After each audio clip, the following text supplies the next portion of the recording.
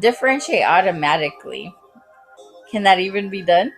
It actually can to some extent, and it is quite beneficial because it allows us to take our exit slip or mini formative from the day and differentiate on the spot without even having looked at it. And so this especially can help us with our remote learners.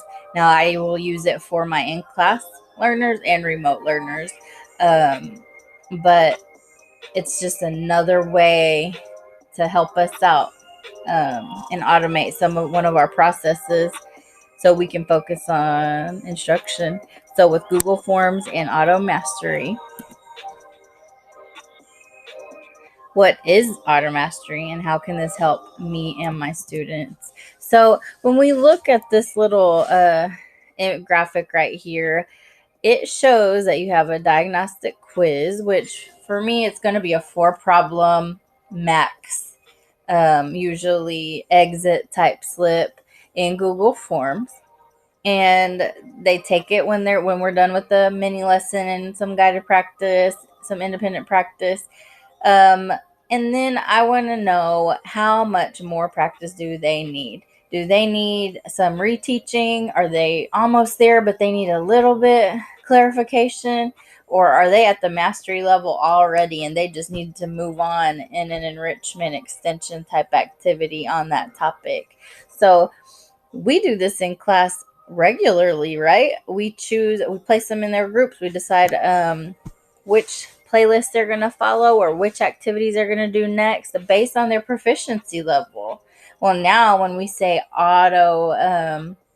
automatic differentiation, the Google form takes the child's result and puts them in beginner, intermediate, or mastery level groupings and emails them their playlist or their next activities. So it's really, really helpful. How do we set this up? So it's basically download the add-on called AutoMastery from the Chrome store.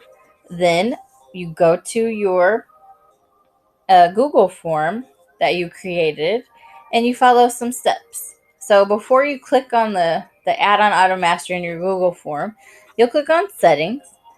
And one of the most important things there is clicking this, collect email addresses. So if you don't click that, it's not going to work. And there are some other little things that you have to click in order for this to work really well, or else it won't work all the way. And I'll explain that in a separate little section. So after you do those two things, then you can click on the puzzle piece and go to AutoMastery. Select Configure, and then you'll configure it. And the configuration is pretty simple. You'll put your mastery score and your beginner score, and the intermediate score, excuse me, will automatically configure. And then you link up your 3 different levels of activities or 3 different leveled playlists. So your differentiated playlist will go here. And then you'll click email quiz respondents and hit save. That's that.